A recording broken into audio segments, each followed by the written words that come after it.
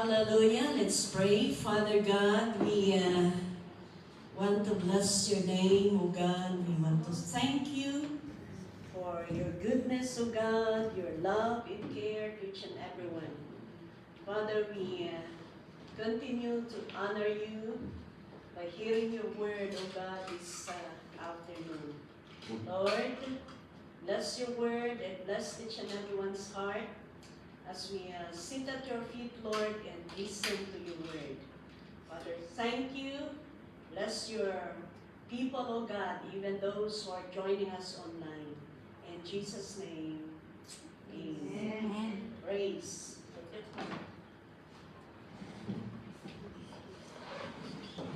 Hallelujah. Praise. Praise, praise.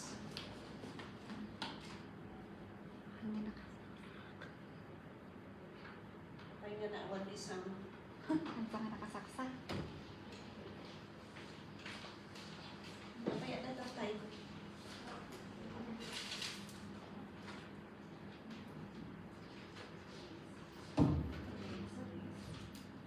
Kaya na tatay. Praise. Praise, praise. 1, 2. Okay, so praise the Lord for all the testimonies that we have heard a while back. Truly that God is very good. Amen. And we know that God knows our heart. And God knows everything. And even this, even today, even for His message this afternoon, God knows. Hallelujah. Kaya ang topic natin ngayon is in Joshua chapter 1. In Joshua chapter 1, verse 1 to 9. Ito po ang topic natin. At ang title ng topic natin is, I will not leave you nor forsake you. Amen. Ay, nagkakarugtong lahat. Alam ng Panginoon, kaya sabi ko, alam ng Panginoon ang pangangailangan natin. Kaya, we cannot really underestimate God. If He is the giver of life and breath, He is the creator of the universe. Kaya hindi natin ma-underestimate ang ating Panginoon. Kaya the best that we could do is to continue to trust Him. Okay, so this is our message this afternoon. Let's start in verse 1. After the death of Moses, the servant of the Lord said to Joshua, son of Nun, Moses' aide, Moses, my servant, is dead. So, ito ang sabi ng Panginoon kay Joshua. Sabi niya, Moses, my servant, is dead. Now then, sabi niya, you and all these people get ready to cross the Jordan River into the land I am about to give them to the Israelites. Kaya ikaw, Joshua, at ang mga tao, maghanda-handa kayo. Dahil kailangan na you cross the Jordan. Kailangan na tawirin ninyo. Ang Jordan River into the land. Punta kayo doon sa land that I am about to give to them, to the Israelites. Yan. Yan. Kaya maghanda-handa kayo dahil kailangan na tumawid kayo para sa land na naipromise ko na sa mga Israelite. At sabi dito, I will give you every place where you set your foot, as I promised to Moses.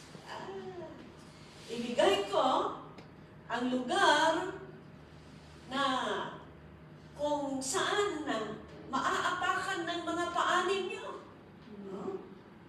As I promised to Moses. Pinangako ko kay Moses. Salamat sa Panginoon. Ang leader natin, ang founder natin sa church na ito is Moses. Amen. Yan.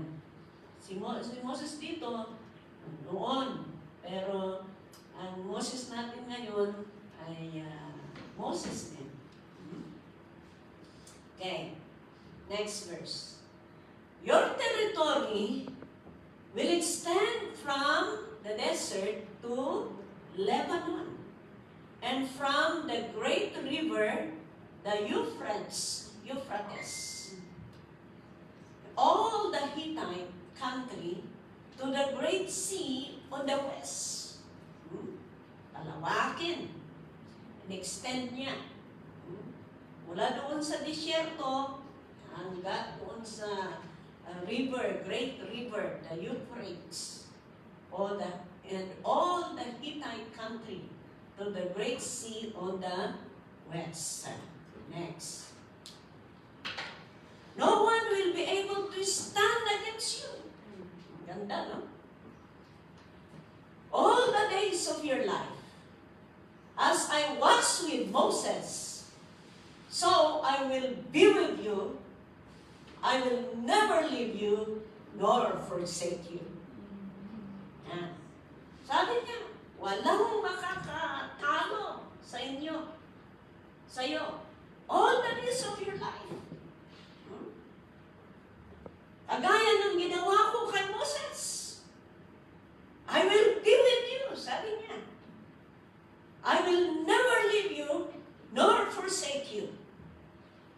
Gandang promise ng Panginoon. Ano? Next verse, sige, tuloy yung basahin natin.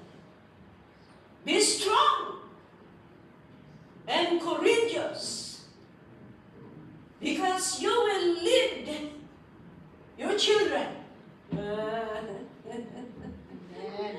Parang ganun kung i-personal mo yung salita ng Panginoon, ano? Because you will lead these people. Pero sa personal life natin, kagaya yung kapatid natin kanina, be strong. Do not kill yourself. Because you will lead your children. Parang ganun, no?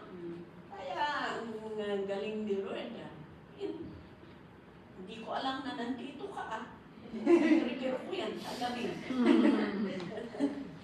God gave me that message last night. To inherit the land I swore to their forefathers to give them. Alam ninyo, may pangako ng Panginoon sa bawat isa sa atin. Amen. Makakamtan natin yan kung tayo ay magiging matatag at patuloy na lumakad na gawin ang kagustuhan ng ating Panginoon. Next verse. Be strong and very courageous. Be careful to obey all the law my servant Moses gave you. Do not turn from it to the right or to the left. Ayan, mag-obey ka sa lahat ng mga utos ko. Huwag kang tumalikod. Do not turn to the right or to the left. Huwag kang patingin-tingin doon or doon. Ano ang utos? Sabi niya dito, that you may be successful wherever you go. Yan.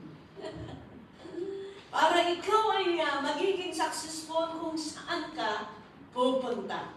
Kaya yan ang sekreto ng success. Hindi ka palingon-lingon kung saan-saan. Ibig sabihin, you focus on the right way. You focus on the Lord. And the next verse. Do not let the book of the law depart from your mouth. Anong book of the law? Itong Bible. Meditate on it day and night so that you may be careful to do everything written in it. Then you will be prosperous and successful. Praise God. Have I not commanded you? Be strong and courageous. Do not be terrified. Do not be discouraged. For the Lord your God will be with you wherever you go. Amen. Wow! Ito ang command ng Panginoon sa bawat isa sa atin. Okay. So, let us see. Kung paano ipapakita ng Panginoon that ano ang gagawin natin para ipakita ng Panginoon na talagang hindi niya tayo iiwanan at hindi niya tayo tatalikuran. Anong kata na hindi kita iiwanan? Hindi kita iiwanan. Ang pangako ng Panginoon. Nadamot lang. Mapanunod ko madamdam. Okay. Makita natin dito na ang Diyos hindi tayo iiwanan or tatalikuran. Papaano? Okay? Unang-una is doon sa verse 5. God shows how He will be with you by showing how He is with others. Yeah? Kaya doon sa verse 5, ito, ipakita ng Panginoon kung paano He will be with you by showing how He was with others. Kung ano ang ginawa ng Panginoon sa iba, pwede niyang gawin sa'yo. Kaya sabi niya sa verse 5, sabi niya, no one will be able to stand against you all the days of your life. Sabi niya kay Joshua, as I was with Moses, sabi niya, so I will be with you. As I was with Moses, kung gaano ko ginamit si Moses, kung gaano ko kapartner si Moses, kung gaano ko iningatan si Moses, hindi rin kita iiwanan at tatalikuran. Sabi ng Panginoon. I will be with you. I will never leave you nor forsake you. Ito po ay pangako ng Panginoon kay Joshua at para sa mga Joshua generation. Hallelujah. Tayo ang Joshua generation. Yes. Kaya ito ang pangako ng Panginoon para sa iyo at para sa akin. Hindi niya tayo iiwan. Alam natin, alam ng Panginoon ang mga pangangailangan natin. Alam ng Panginoon ang kabigatan natin. Alam ng Panginoon kung ano ang kailangan natin. God knows. I just received yung text ng pamangkin ko sa Pilipinas. My brother's bill in Lorma Hospital. My brother's bill in Lorma Hospital is 528,366. Yan. 528,000. Mayaman si Papa. Sabi niya, I never leave you nor forsake you. Amen. Package yan. Alam natin. Kung pinackage natin maglingkod sa Panginoon, package din si Lord na makikipag-din sa atin. Yes, amen. So, I will never leave you. I will never forsake you. Package yan. Kaya, let's just continue to serve God. For God knows, alam ng Panginoon ang pangangailangan ng bawat isa sa atin. Ewan ko, wala naman akong pera, pero pinapadala nila sa akin. Alam nila na mayaman si Papa. Kung siya ang nagbigay ng buhay at hininga, siya ang gawa ng langit at lupa. Yes. Dahil yung langit din, di ka nangakaya. Yes. Trust lang kami, Lord. For God knows what He is doing for His children. Tanong kita tayo, awan na, anyangat kwarta tayo. Magyaman tayo na, sabi ko nga, mayaman si Papa. Hallelujah. Praise the Lord. Kaya in Hebrew chapter 13 verse 5, sabi niya, keep your lives free from the love of money and be content with what you have. Because God has said, never will I leave you, never will I forsake you. Amen. Ako ang pinto tayo lang na, no? At isa laki, di madaydayaw ti ako. Amen. Gamin, kasi yan, keep your lives free from the love of money. Kasi, yung sabi niya dito, hindi naman masama ang pera. Pero, ang masama dito is love of money. Kung once na kasi na ang money na ang minahal mo, doon ka na nakafocus. Doon ka na nakafocus. Pero kung makontento ka, ibig sabihin, you trust your God. Amen. You trust your God. Kaya sabi niya, free and keep your lives free from the love of money and be content with what you have. Kung ano ang mayroon ka, makontento ka. Because God has said, ito na pangako. Doon tayo kumakapit Doon tayo kumakapit. Sabi niya, because God has said, never will I leave you, never will I forsake you. Amen. Yun, masarap pakinggan ang pangako ng Panginoon.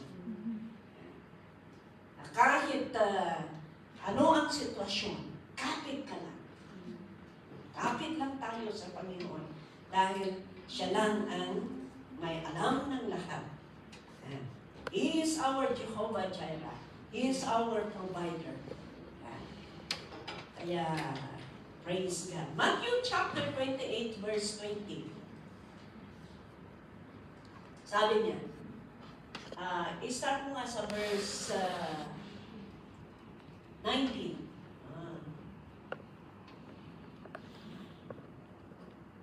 Verse 19. Matthew chapter 28 verse 19. Hallelujah. Praise God.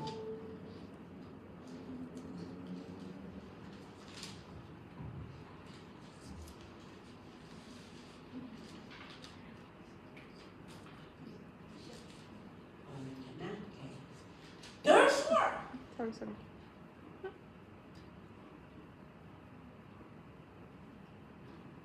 go and make disciples of all nations, baptizing them in the name of the Father and of the Son, and of the Holy Spirit.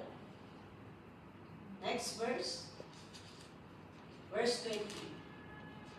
And teaching them to obey everything I have commanded you, and surely I am with you, always to the very end of the age.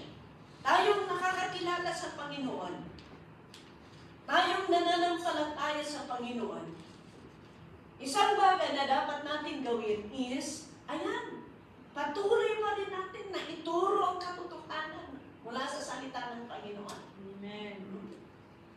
At ating sundin, ituro natin ang katotohanan. At sabi niya, and surely I am with you always to the very end of the age. Ibig sabihin, ibig sabihin, sige lang, patuloy na kumapit tayo. Sige lang, patuloy na share natin ang katotohanan. At iyan po ang isang bagay na dahilan kung bakit, kung ano ang ginawa ng Panginoon kay Moses, gagawin din niya kay Joshua. Amen. Amen? Hallelujah. Praise the Lord. Okay, number 2. Anong utos ng Panginoon sa pangalawa?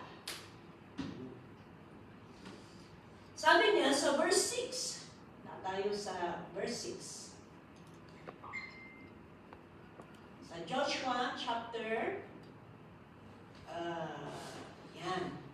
Sabi niya, be strong and courageous, because you will lead these people to inherit the land I swore to their forefathers to give them.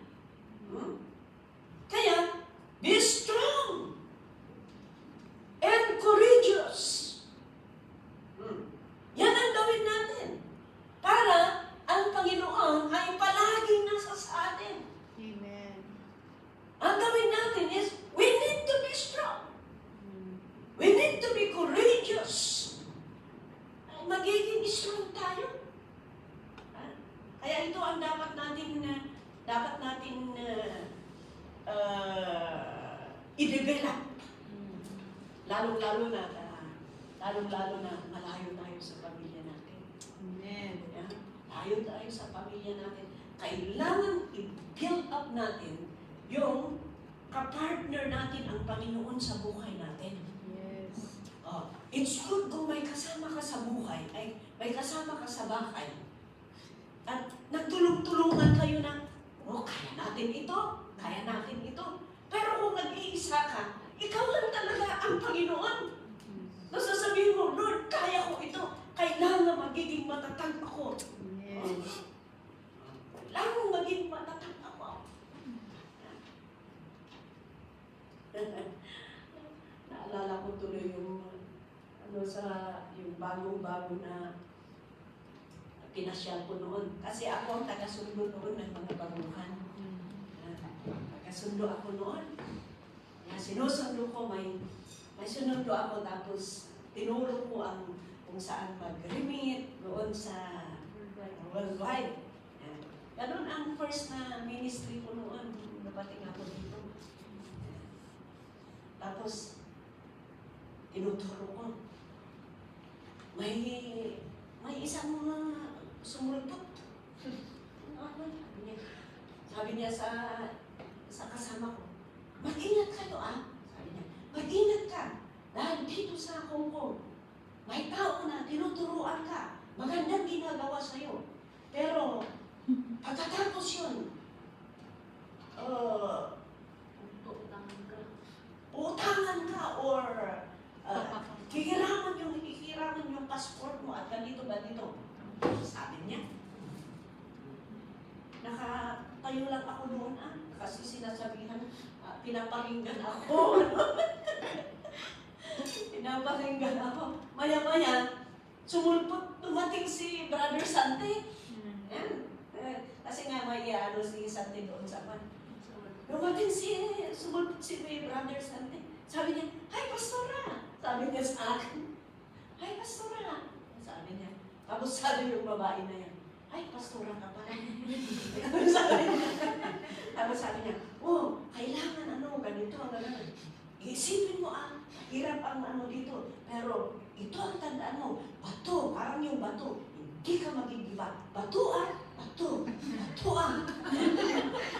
Nag-iba na ang nag-iba na yung takbo ng hangin. Pero totoo yun. Magiging bato talaga. Ibig sabihin, magiging courageous tayo. Magiging strong tayo. Ganun ang natin. Ang napakaganda, alam natin, kasama natin ang Panginoon. Amen. Kaya pwede natin kausapin ang sarili natin na kaya mo ito dahil nandun si Lord. Nandiyan ka, Lord. Kasama ka. Kaya ko ito.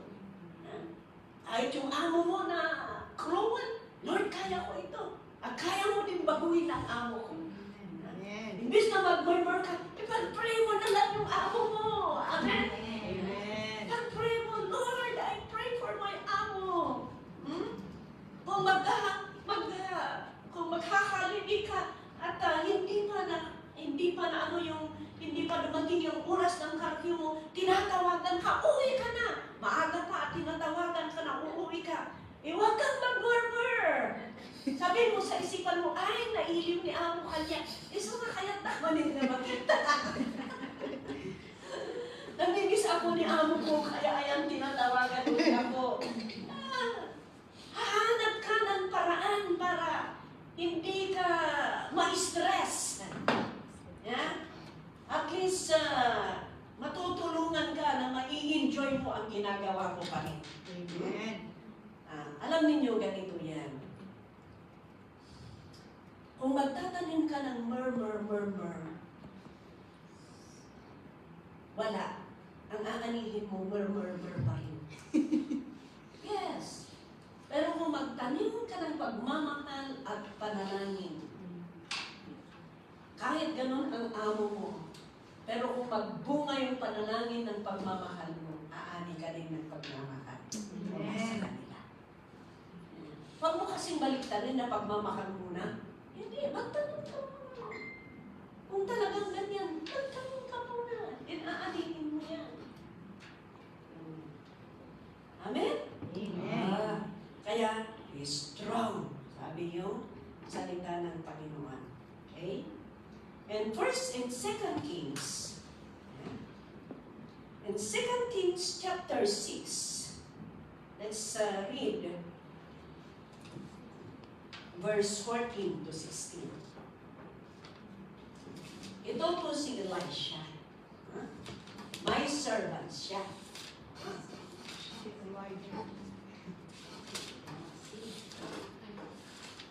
Sabi niya, then he sent horses and chariots and a strong force there. They went by night and surrounded the city. When the servant of the man of God got up and went out early in the next morning, an army with horses and chariots had surrounded the city. And sabi ng servant, "Oh my Lord, what shall we do?" The servant asked, verse 16, "Don't be afraid." The prophet answered, "Those who are with us are more than those who are with them." Amen. Next verse. Verse 17. Inayin mo ka, verse 17.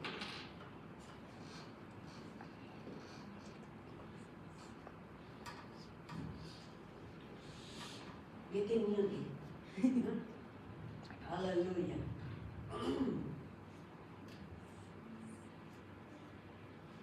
Anong ibig sabihin nito, mga kaibigan? Alam ninyo, walang imposible sa Panginoon.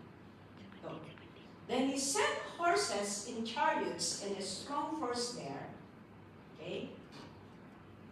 And verse 17. And Elisha prayed. Oh Lord, open his eyes so he will see. Then the Lord opened the servant's eyes, and he looked and saw the hills full of horses and chariots of fire all around Elisha. Okay? All around Elisha. The point here is that, ang punto ko dito is, if you trust the Lord and continue to obey Him, kahit gaano kadami ng kalaban, mas strong ang Panginoon. Amen. The army of God is there to help us, to protect us. Kaya ang sikreto para tayo'y maging successful, ang sikreto para talagang hindi tayo matatalo is, ayan, sabi na ito, be strong and courageous and continue to do and follow the Lord.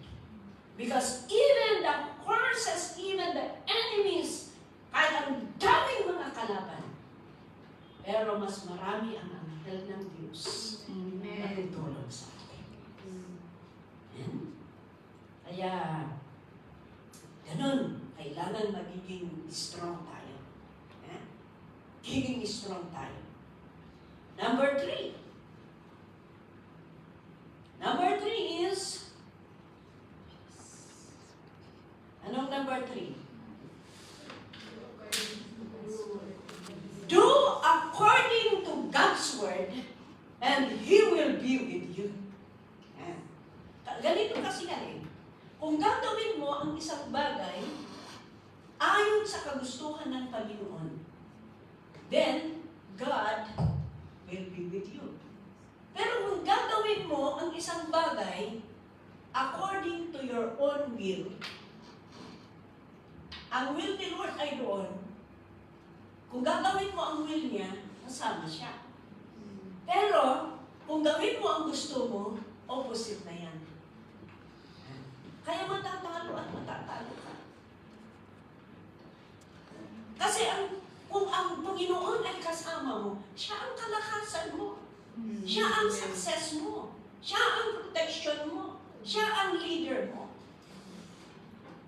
That's why you are always on the right side. You are always win the battle. Why? Because it is your strength and everything. Dahil kung mag-isa ka, hindi mo kaya.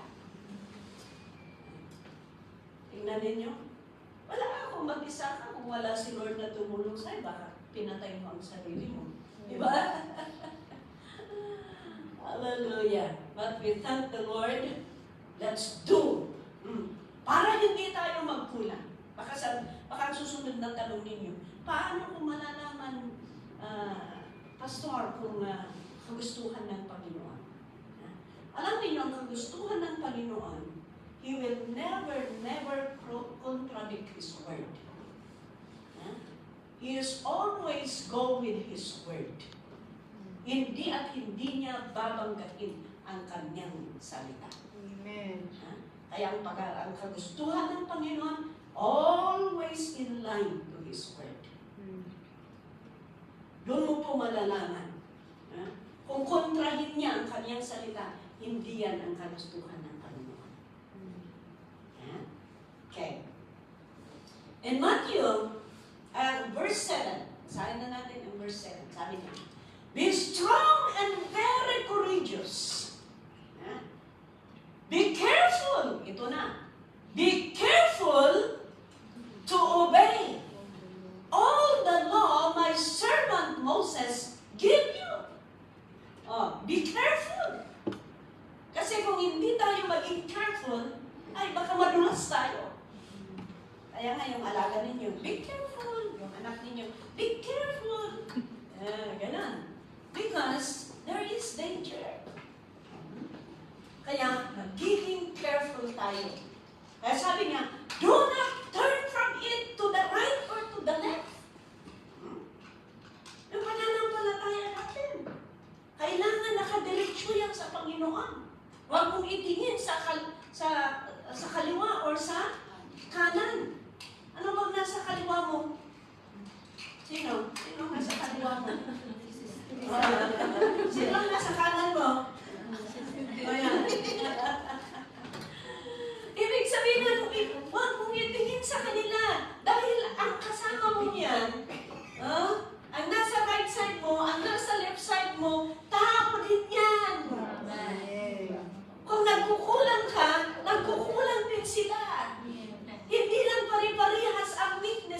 bawat isa. Pero sa katotohanan, walang perfecto. Sa perfecto lang, yung pangalan lang. Hindi yung gawa. Yan. Kasi, kung titingnan mo kasi ang right side mo, kung nagkamali si sister, ayaw ko na. Kung nakikita mo rin naman ang kamali ng isa, kung sa right side mo, ayaw ko na. Parang hindi naman Kristiyano, pumupunta sa church, pero yung ugali na, ganito naman. Wala ikaw ang natalo. Tapos ayaw mo nang pupunta sa church. Bakit si Lord ang papapasan mo? Hindi naman siya ang nagkamali eh. Yan ang kamali ng tao eh. Yung si Juan or si Maria ang nagkamali, pero si Lord ang sinisisi, hindi sinisisi. Pagpapapasan niya, tas lakas niya. Ayan. Parang si Lord ang pinagbibintangan. Bakit siya ang gumawa, pero bakit si Lord ang inaayawan mo? Diba? Ganon. Siya naman ang kasalanan, si Maria naman ang kasalanan. Bakit si Lord ang inaayawan mo? Bakit si Lord ang pinagpapapasan mo? Hindi naman yung kasalanan ni Marta eh. Yan. Kaya, be careful, sabi niya dito. Kailangan magiging careful tayo. Do not turn from it to the right or to the left, that you will be successful wherever you go. You see, para magiging successful ka. Para i-bless ni Lord ang gawain mo. Kahit saan ka. Be-bless ka ng ating Panginoon. Pero kung tao lang ang tinitingnan mo, wala ka. Maliligaw ka lang. Kaya, surely yan. Sigurado yan. May pagkukulang ang bawat isa sa atin. Pero hindi yan ang titingnan natin. Sige lang patuloy ang maglingkod sa Panginoon. Amen. Dahil kung sila Pedro at Petra ang tinitingnan, wala. Maliligaw lang tayo. Ayan. Okay? Bakit? Matthew chapter 7:21. Tingnan nga natin. Sa Matthew chapter 7:21. Alam niyo? Sabi niya dito, not everyone who says to me, Lord, Lord, will enter the kingdom of heaven, but only he who does the will of my Father who is in heaven. Tingnan ninyo. Not everyone. Hindi lahat ng nagsasabi, ay, Kristiyano ako, ay papasok sa langit. Oo. Kasi lahat ng mga tao, nagkukulang din yan. Nagkakasala yan. Kaya nga sabi niya na, but, sabi niya, only he who does the will of my Father. Yung mga gumagawa lang, nakagustuhan ng Panginoon. Kaya kahit sinasabing Kristiyano, kung hindi naman niya ginagawa, kagustuhan ng Panginoon, hindi makakapasok. Kaya nga, let us do our best na talagang sundin natin ang ating Panginoon. And, manalangin tayo na tulungan tayo ng Panginoon para tayo po ay lumakad ayon sa kanyang kalooban. In John chapter 19, verse 27 to 28. John chapter 10. 10:19. 10 ba? Ay, buo 10, parang 19 kasi. My sheep listen to my voice. I know them, and they follow me. I give them eternal life. Tingnan ninyo. And they shall never perish. No one can snatch them out of my hand. Amen. Hallelujah. Tingnan ninyo kung talagang sumusunod tayo sa Panginoon. Ay, iingatan tayo ni Lord. Walang makaka-snatch. Sabi niya, no one can snatch them out of my hand. Ibig sabihin talagang iniingatan tayo ni Lord. Kung tayo'y tapat at sumusunod tayo sa Kanya, iniingatan tayo, walang maka-snatch. Ibig sabihin, we are safe in His hand. Amen. Galing, ano? Kaya salamat kay Lord. Okay. And the last one is, nagagawin natin, para we are always with the Lord. Is, ito, in verse 8, anong sabi nun sa verse 8? Sa verse 8, sabi niya, do not let this book of the law depart from your mouth. Meditate on it day and night. Ibig sabihin is study God's Word. Study God's Word. Kailangan na magbasa tayo. I-study natin ang salita ng Panginoon. I-meditate natin ang salita ng Panginoon. Alam niyo ang meditation is like this. Ang mag-meditate sa salita ng Panginoon, hindi lang yung binabasa mo na parang pocketbook. Yan. Alam niyo yung pocketbook? Mahilig na ako magbasa ng pocketbook noon. Pocketbook, comics, tapos dyan yan. Di ba? Yan ang libangan ng pocketbook, comics. Pero ayaw ko yung itutuloy. Gusto ko yung bakasan. Yan. Kung itutuloy kasi, wala, mabibitin ka eh. Mabibitin ka. Pero, ayan, ang meditation is like this. Kung i-meditate mo ang salita ng Panginoon, basahin mo yan. Then after na basahin mo ang salita ng Panginoon, tanungin mo ang sarili mo. O, sabihin mo, ano kaya ang gusto ng Panginoon na gagawin ko dito? Ano kaya ang iniuutos ng Panginoon na dapat kong gawin mula sa nabasa kong ito? Ganun ang pagbasa. Kung minsan sasabihin ni Lord,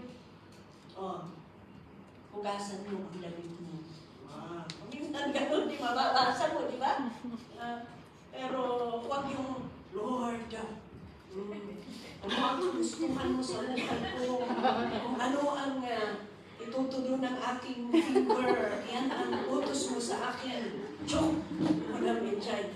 Tapos binasa mo, nag-50 si Judas. Nag-50 si Judas. Ay, baka yan ang kagustuhan ng Panginoon, mag-50 din ako. Ay, wala. Walang focus kay Lord. No? Sahin mo ang salita ng Panginoon. Ipag-pray mo kay Lord. Lord, ano ba ang sinasabi mo sa akin dito? Ano ba, Lord, ang gusto mong gawin ko mula sa binabasa kong ito? Ganon ang gawin natin. Hindi yung mag-focus ka. Tapos, inukuran mo man yung Jebangir. Lord, maling di Jebangir eh. Kung minsan ganun tayo, di ba? Kung nire-review tayo ng Panginoon na binabasa natin, tapos baguhin ko nga ang chapter, ano? Di ba kung minsan ganun, baguhin ko nga yung chapter, tapos nag-open ka, parehas nila naman ang sinasabi sa'yo. But you know, that is the way how God talked to us mula sa kanyang salita. Kaya, ganun po ang gawin natin. Anyway, dun sa verse 8 na binabasa natin, verse 9. Sabi niya, hindi, verse 8. Sa Joshua. Yan. Do not let this book of the law depart from your mouth. Meditate on it day and night. See? Day and night. Kung may time, magbasa ka. Alam niyo, maraming grabe ang nagpaagaw ng oras natin ngayon. Ano yun? Cellphone. Oo, maaagaw na. Kung minsan hindi tayo be careful. Pati oras natin na matulog, inaagaw. Mamaya, nagkasakit tayo dahil puyat. Hindi natin napapansin ang mga bagay-bagay na ito, pero ipon-ipon yan. Ay, mag-ingat tayo. Ang gagawin natin, maganda. Kung ang gagawin mo, magpuyat ka dahil sa salita ng Panginoon na nagbabasa ka. Because you know that if you will do it for the kingdom of God, God will sustain your strength. Amen. Kita nyo, sa Pilipinas, kung nagpupuyat ka lang na kung ano-ano dyan, iba. Pero kung nagpupuyat ka para sa Panginoon, kinabukasan, you are still strong. Why? Because ang Panginoon ang nagagala, kaya ayan, sinusustain yung kalakasan mo. Yan. Yan. So that you may be careful to do everything written in it. Yan. Kung yung binabasa natin, magbasa tayo, makinig tayo, para malaman natin kung ano ang dapat natin gawin. At kung gagawin natin, sabi niya, then you will be prosperous and successful.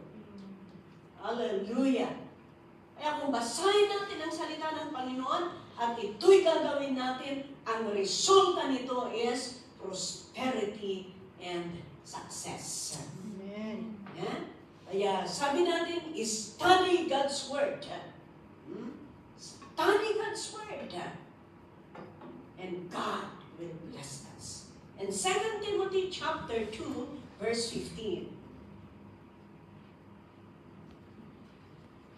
In 2 Timothy chapter 2, verse 15, sabi niya, do your best to present to God as one approved, a workman who does not need to be ashamed and who correctly handles the word of truth. Ayan.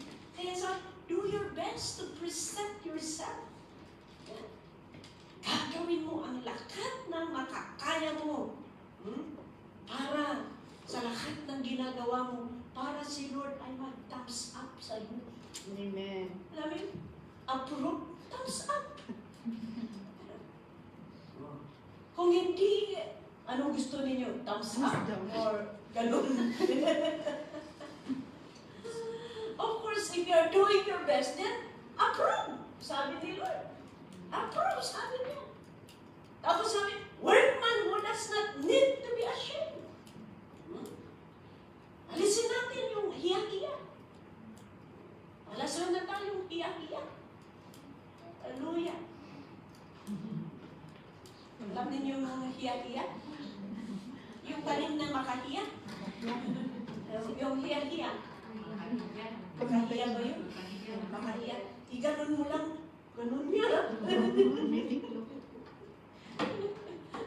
Ang ginagawa namin sa Malaysia at saka Singapore. Every time na mag-grab kami, wala kaming, syempre we cannot communicate because, ayan, maliban lang kung English, ganon. Yan, English lang. Pero ang opening namin is, sabi namin, paano mo sasabihin sa Malay? Yan?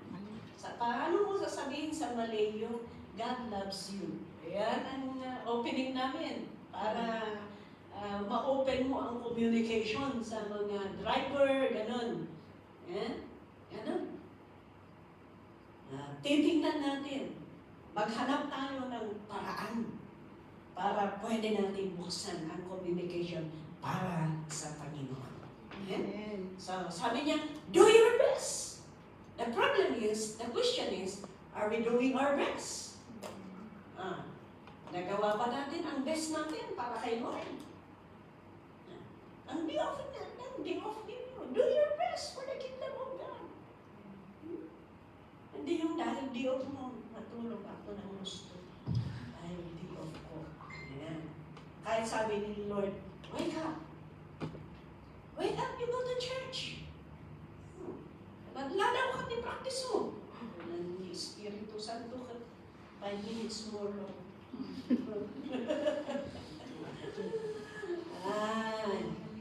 We need to change. Amen? You know, as we go deeper in our walk with the Lord, there is a change. There must be a change positively. Amen. Sa kailangan. Psalm chapter 119. Ay natapos na natin yun? Nabasa? Do your best? Yes. Okay. The last nabasahin natin. Sabi niya, how can a young man keep his way pure? By living according to your word. O tingnan ninyo, how can a young man keep his way pure? Nakakatulong ito para magiging pure tayo sa paglakad natin sa Panginoon. Paano? Sabi niya, by living according to your word.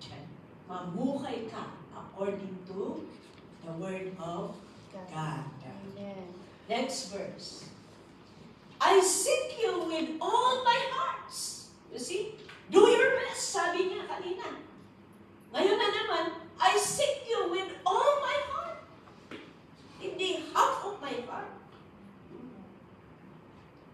Do not let me stray from your commands. Ito ang panalangin ng isang psalmist.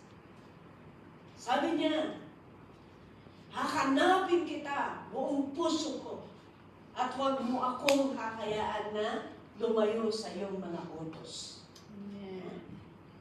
Next verse. I have hidden your word in my heart that I might not sin against you. Oh, yan pala mga kaibigan. Ang gagawin natin talagang paglingkuran natin buong puso. Tapos sabi niya dito, I have hidden your word in my heart. Hindi yung ibig sabihin na itago mo yung salita ng Panginoon. Dahil may sabi naman sa salita ng Panginoon, itago ko daw ang kanyang salita. Kaya kung may nagtatanong, Kristiyano ka ba? Itago ko. Ito ang command ni Lord, itago ko. Ay, that's wrong. Ha? Ibig sabihin, talagang gawin mo. Ha? Gawin mo. Sabi niya, in my heart, that I might not sin against you. Alam niyo kasi ang salita ng Panginoon, para hindi ka makagawa ng kasalanan. Yung salita ng Panginoon na nandoon sa puso mo, yan ang tutulong sa iyo para banggahin mo yung kasalanan. Amen. Ang kasalanan ay patatalo yan. Why? Because of the Word of God that was invested to your heart. Yan ang weapon natin. Next verse. Hanggang 16. Praise be to you, O Lord. Teach me your decrees. Yan. Panalangin natin sa Panginoon at tulungan tayo ng ating Panginoon. Share natin ang salita ng Panginoon. Tulungan tayo ng Panginoon na gagawin ang kanyang utos. Alam niyo yung isang kapatid na Chinese Malay sa Malaysia. Ay, mayaman. Mayaman yun. Sila ang may-ari ng Barry Smith bags. May building siya. Alam niyo ang ginagawa niya? Kung may kliyente siya, kung may customer siya, bago niya asikasuan, dinala muna sa amin kasi pumunta kami doon. Dinala doon sa yung reception room. Nandoon kami. Dinala. Sabi niya, this is my customer. Bunana. Her wife is very good. That's why I want you to share the word of God so that he will be more blessed. Sabi niya. Kaya, sige, okay. You sit down here and listen. Tapos yung krus na lirangan, ibagi na. Pinamalis mo na. Oh, share to him the word of God. Kuna na. Praise the Lord, Praise, doon ka na, suna ata, siyempre, nangatong tao. Amen. So in-share me the word of God, pinaka-accept me ka ni Apo Diyos. Amen. Alam ninyo kung gawin natin ang kagustuhan ng Panginoon, mas i-bless tayo ni Lord. Amen. Mas i-bless tayo ng ating Panginoon. Okay? Tells me your decrees. Patulong tayo sa Panginoon. Tulungan tayo ng Panginoon. Next verse. With my lips, I recount all the loss that come from your mouth. Next verse. I rejoice in following your statutes as one rejoices in great riches. Masaya ako, sabi niya. Nasusundin ko. Ang iyong mga kautusan. Kagaya yung kaganakan ng isang mayaman. Oh, hallelujah. I meditate your precepts and consider your ways. Verse 16. I delight in your decrees. I will not neglect your word. Amen. Ganon sana tayo.